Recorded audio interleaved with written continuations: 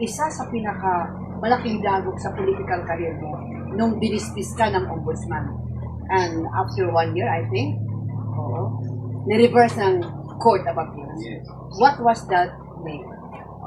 Talagang unang-una when I hold on the copy of the dismissal, my first thing in my mind is to thank the Lord.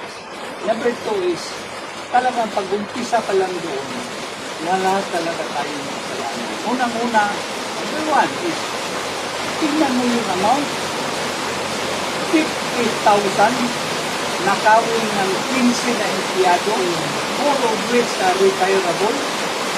And then yung 15 kami na nagnakaw as realist are all having a salary wage of malaki. Am I right, Mayor, na yung kaso na yan, dati na-dismiss na sa ombudsman? Yeah, dati na-dismiss sa ombudsman and then re-file ulit in a period of no less than 1 year, dismiss na kami. Kaya nga, yung pagkatanggap namin ng dismissal, yung pagtingin ko, ano lang, sa totoo lang, nakatawa ko. Because I thought during that time, yung unang lumabas sa isip ko is, talo na naman sila ni Sergio. Kasi magkakalit talaga yung tao. Kung bibipitin mo, kung you will make an accusation na hindi totoo, yung taong bayan yung magkakalit. Kasi alam nila, yung galit ko lang is subjective. Subjective in a sense na naano ako sa ombudsman. They are twisting the law in favor of anybody. Kasi sila na nga yung nag-discuss. Sila pa rin nagpa-revise.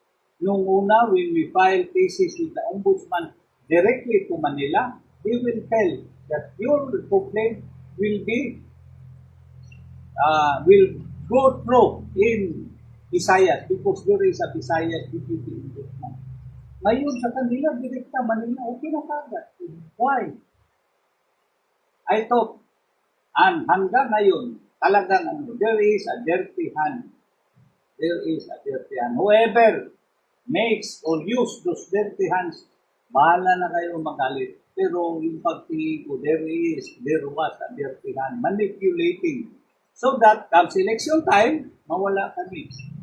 Kagaya ng DBSing Farms sa Alvera, talagang grabe yung demanda nila sa ating demanda. Pero You listen, we talk, let the message flow.